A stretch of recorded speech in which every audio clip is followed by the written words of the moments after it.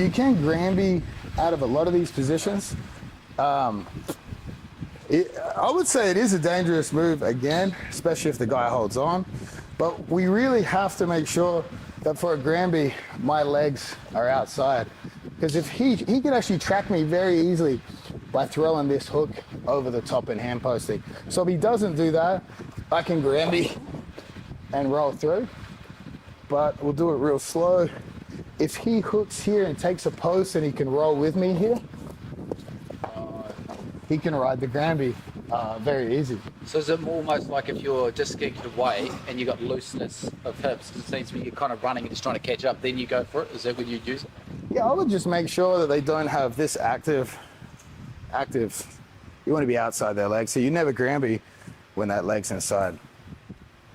So I mean, if I was here, I wouldn't be Granbying from a directly vertical position. I'd at least be trying to get both my legs outside. Okay.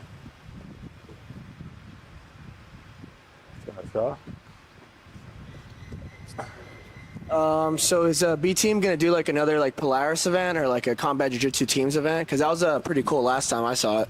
Oh yeah, for sure. I mean, any of the teams events are pretty fun as long as we get the whole crew together for it. Oh, all right. If the money's good, we'll do anything. Is Quintet finished? Right on. COVID just killed Quintet? Yeah, Quintet's dead. I don't know. I don't really know the backstory behind that, but yeah, it's not on Fire Pass anymore. He put that out there, but then a lot of people stole the idea. But then his was still the best one, I think. Can I ask 2 questions? Because I've already asked one. Yeah.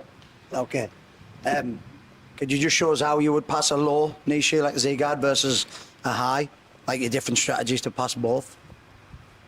To pass both, yeah. I mean, depends what style of low knee shield they play here. If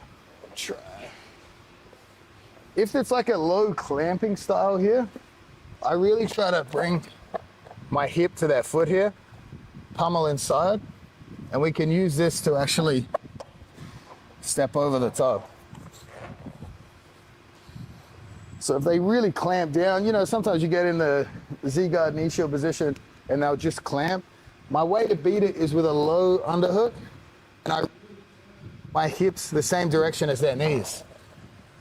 And I try to pummel this foot inside to spread the legs apart here. Now we've already basically killed the knee shield position from here. In terms of a higher knee shield, like if they're planted against us, shoot face. I prefer to deal with weave style grips here. Really try to secure the weave grip, because oftentimes if he does start to roll through to my legs or anything like that, yeah, anyway, I find as long as I have my arm inside here, I can maintain some distance between his hips and my leg. And also very fatiguing for him to start to clear these grips from these positions here. A way for us to surf the position while fatiguing him and stay safe. It's often like I can't grab the head or the wrist if they're quite vertical.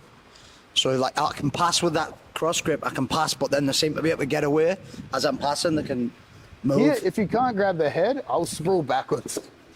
Pin the top and leg. Look to grab anything I can here. Try to throw my hand as deep as possible here. Usually he won't try to extend his upper body too far because he'll want to maintain some good gripping strength here. If he extends his head too far, he should leave us the space to run around. So you still need to keep close enough to have active frames. Cool, thank you.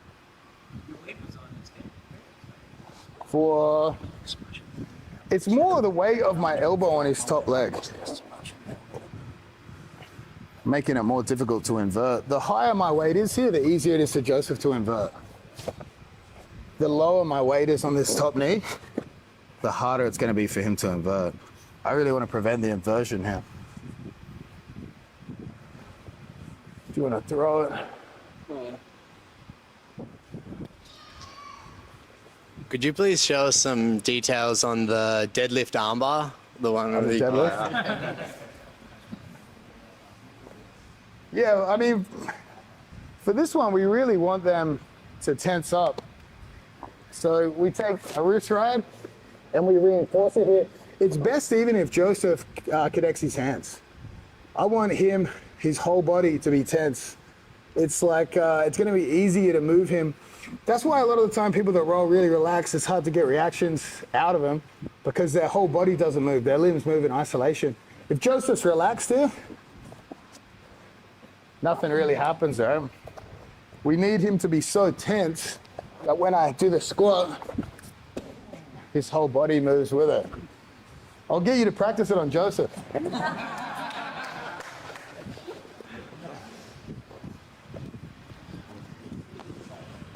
So we go, yeah, one-on-one, put him onto his shoulder here. Joseph's gonna tense up. Yeah, exactly.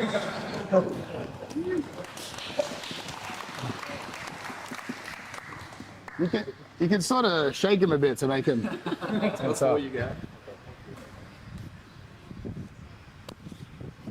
Can you show us the detailed mechanics of the Ezekiel? Of the Ezekiel, yep. Joseph loves this one as well. Did that pop out?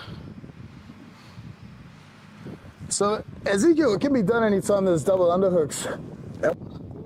Is if he lifts his throat up, I'm trying to grab his throat like this, so it's not a fist, it's not side of my hands. I'm actually trying to cup the front of his throat here. So we'd be going deep, grab as close to that elbow as we can. I cup the throat, I put my elbows down, and I try to close the space here. I want to keep, Joseph's the best defense is to throw his right arm over my elbow here, right? So we want to minimize that. And if I go fist to the throat, my elbow's low, it's easy to find. When we turn our hand upside down, just like if we were doing the guillotine variation grips here, it's harder for them to find your elbow position here. So when my hand's out, you see how close it is to his head here? And then I just pull, so I'm pulling his head down, I'm pushing my head forward, and I'm trying to bring my elbows together here. We get the tap.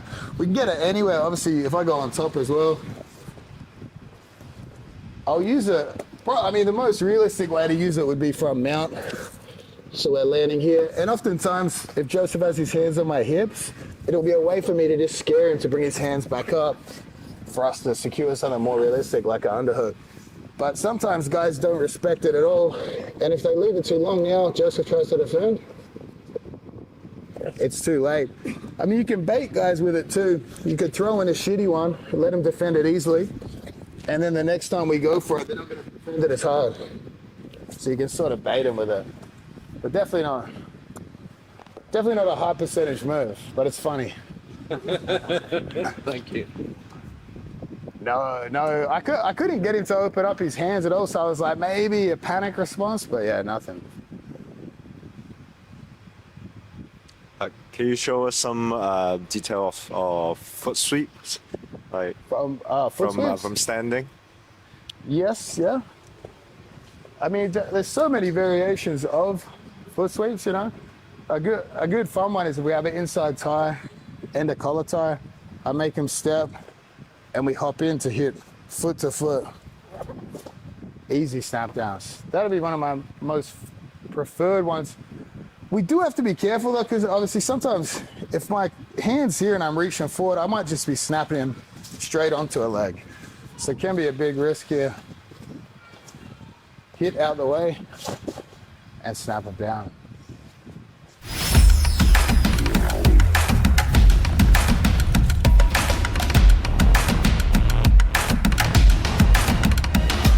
This is point 2. We're calling an octopus guard. Across the board, I don't want you to think of it as a guard. It's not a guard, it's not a closed guard, it's not a half guard. It is a position that we are moving at all times. We're hitting tipping points, tilting points, we're making them chase us and onto us, shoot for submissions and pins that aren't really there. So again, although we're calling it Octopus Guard 2.0, try not to think of it as a guard, think of it as an ongoing scramble. That is a problem that is hard for them to solve, and we're going to have sort of answers for all the options and all the risks we take along the way.